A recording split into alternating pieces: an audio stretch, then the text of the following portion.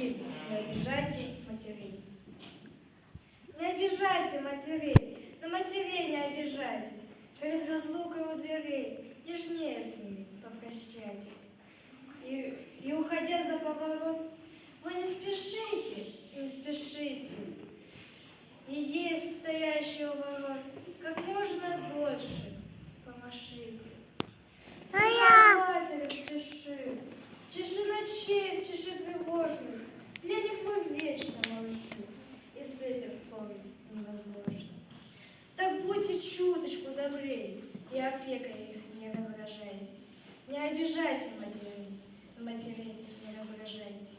Они страдают от разлук, и в дороге беспредельно, без материнских добрых рук. Как малышам без колыбельных, пишите письма им скорей. Не обижайте матерей, на матерей не обижайтесь.